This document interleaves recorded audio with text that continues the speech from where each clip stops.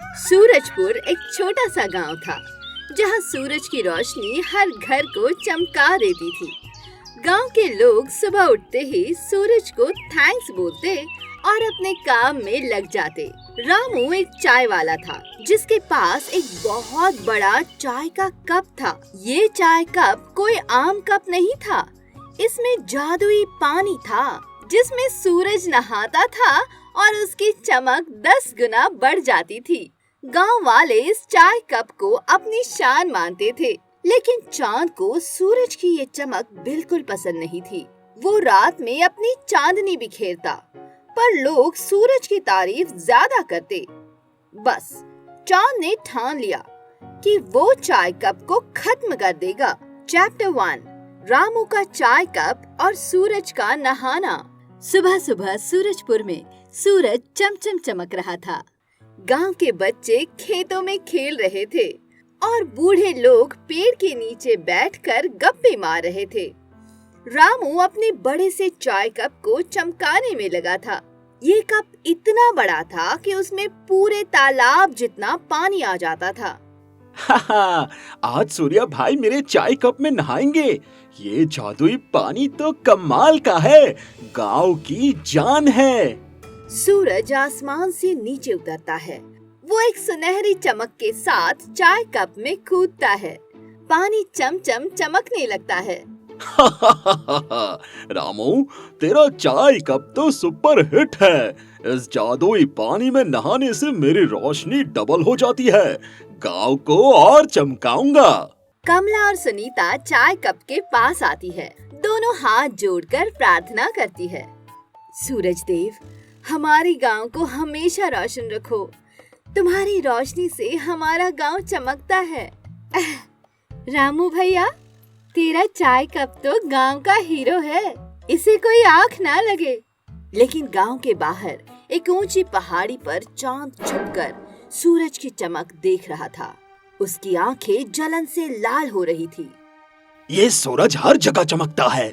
दिन में सब उसकी तारीफ करते हैं और मैं रात में बस यूं ही चांदनी बिखेरता हूँ।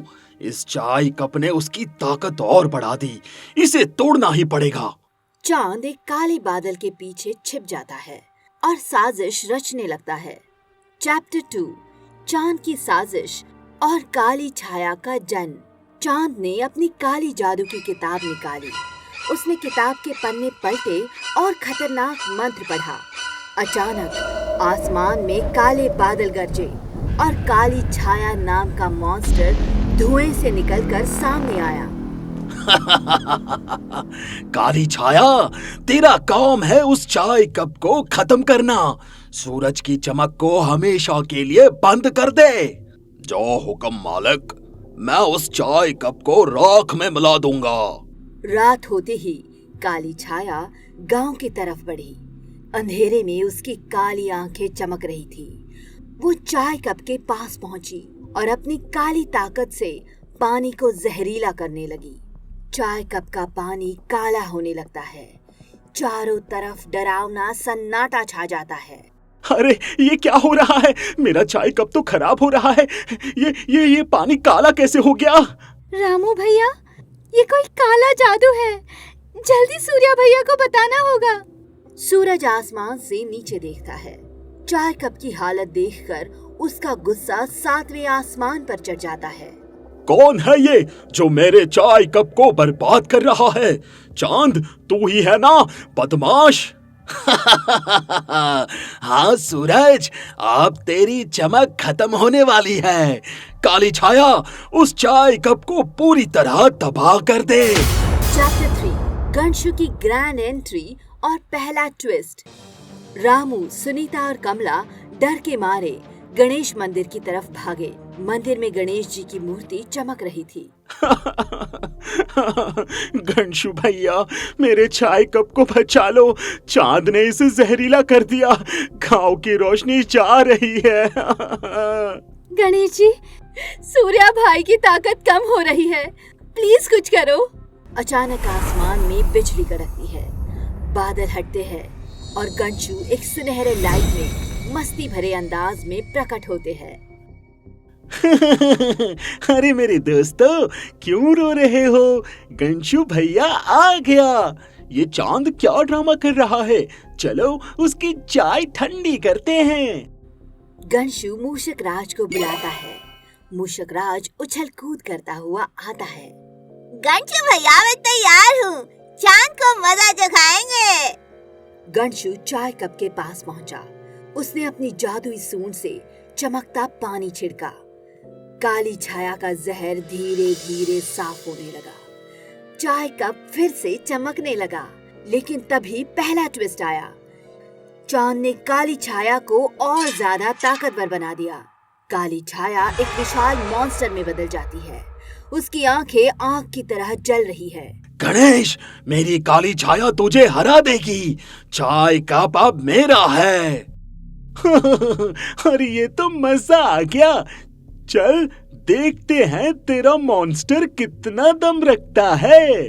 गंशु अपनी सूंड से सुनहरी लहर छोड़ता है, लेकिन काली छाया उसे रोक लेती है। गंशु की ताकत थोड़ी कम पड़ने लगती है।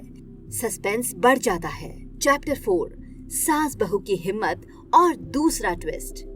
कमला और सुनीता ने गांव वालों को इकट्ठा किया। सब डरे हुए थे, लेकिन कमला ने सबको हिम्मत दी। मोहन ने गांव की पुरानी लाइब्रेरी से एक किताब ढूंढ निकाली। देखो, इस किताब में लिखा है कि चाय कप का पानी गणेश जी का स्पेशल आशीर्वाद है। चांद इसे इसीलिए तोड़ना चाहता है। हमें गंशु को और ताकत देनी होगी। सुनीता, तू जल्दी गणेश पूजा कर। हाँ सासू माँ, मैं गणेश जी को जरूर खुश करूँगी। सुनीता मंदिर में पूजा शुरू करती है। वो गणेश जी को लड्डू चढ़ाती है और मंत्र पढ़ती है। तभी दूसरा ट्विस्ट। सुनीता के लड्डू से एक चमकता हुआ सुनहरा लॉकेट निकलता है। ये लॉकेट कहाँ से आया? ये तो गणेश जी का आशीर्वाद लगता है। जल्दी इसे चाय कप में डाल दो, शायद ये पानी को और पावरफुल बनाए।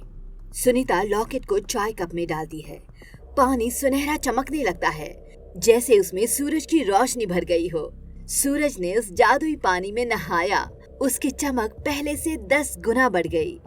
गांव फिर से रोशनी से जगमगाने लगा। रामू, तेरा चाय कप अब सुपर जादुई हो गया।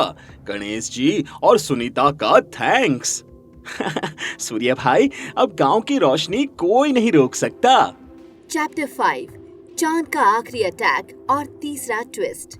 चांद को सूरज की बढ़ती ताकत देखकर गुस्सा आ गया। वो अपनी सारी ताकत इकट्ठा करके काली छाया को 7 टुकड़ों में बांट देता है। ये 7 टुकड़े 7 काले चांद बन जाते हैं। 7 काले चांद आसमान में चमकते हैं। उनकी रोशनी डरावनी है। सूरज, गणेश, अब तुम खत्म। मेरे 7 काले चांद तुम्हें मिटा देंगे। अरे 7 चांद? मेरे लिए तो 7 लड्डू है। चल मजा लेते हैं। तीसरा ट्विस्ट। 7 काले चांद ने चाय कप को चारों तरफ से घेर लिया। हर चांद ने अपनी अपनी ताकत फेंकी।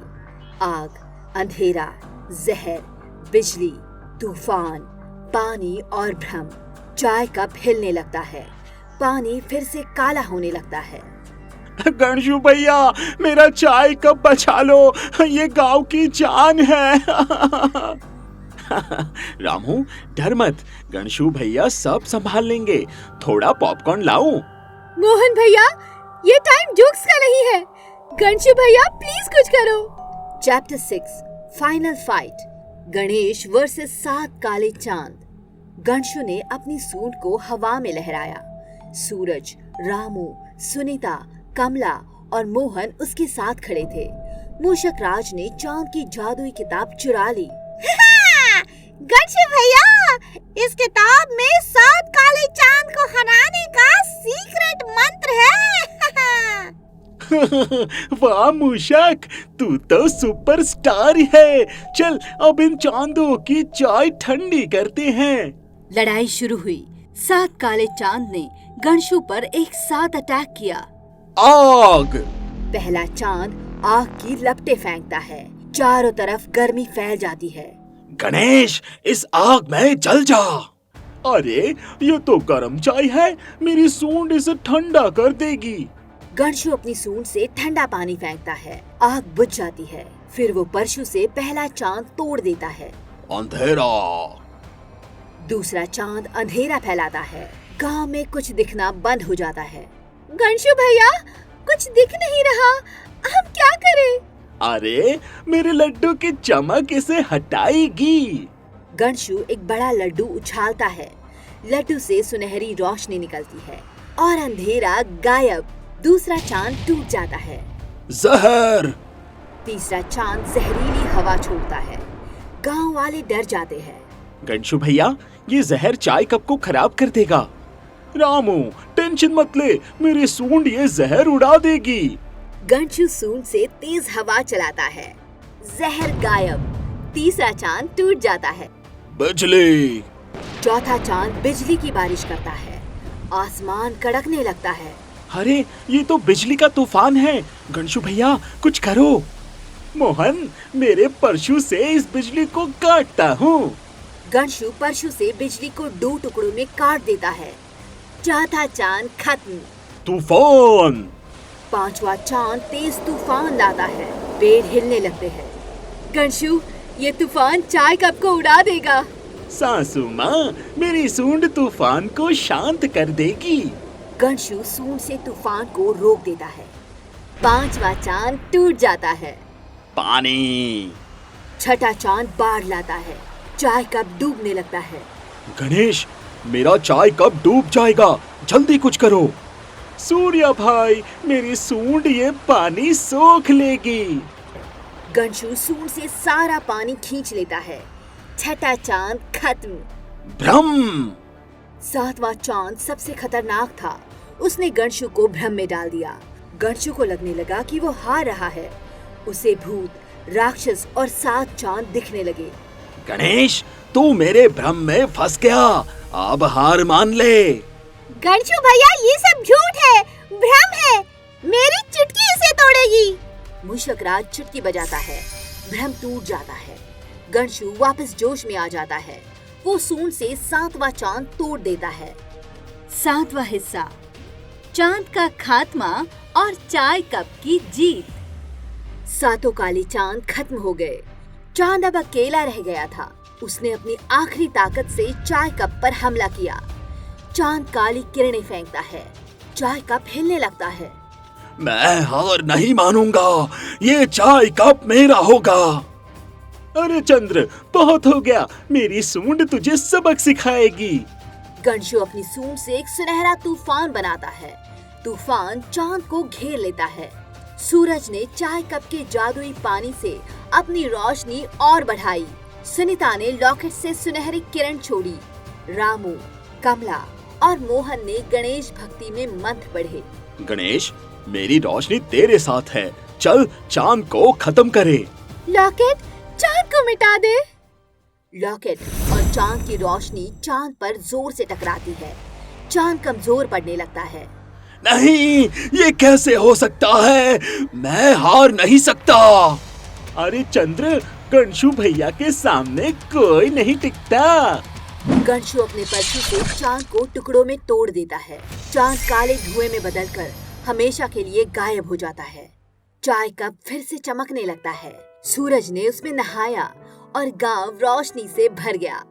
गांव वाले खुशी से नाचने लगे। सूरजपुरी की खुशहाली। सूरजपुर में खुशी की लहर दौड़ गई। रामू का चाय कप गांव की सबसे बड़ी शान बन गया।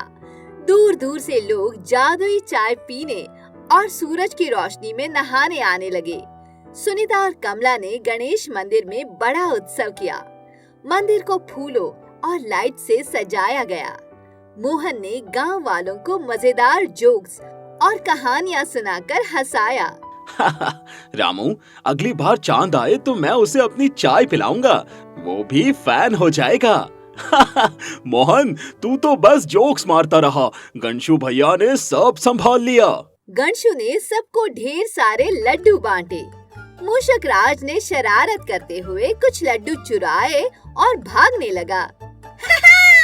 गणशु भैया, ये लड्डू मेरे लिए बोनस है। अरे मूषक, तू नहीं सुधरेगा, चल सबके साथ लड्डू खा। गणशु ने रामू को स्पेशल आशीर्वाद दिया। रामू, तेरा चाय कप हमेशा जादू ही रहेगा। गांव की रोशनी कभी कम नहीं होगी। सूरजपुर फिर से रोशनी, खुशी और प्यार का गांव बन गया। हर सुबह सूरज चाय कप में नहाता और गांव वाले उसकी चमक में खुश रहते।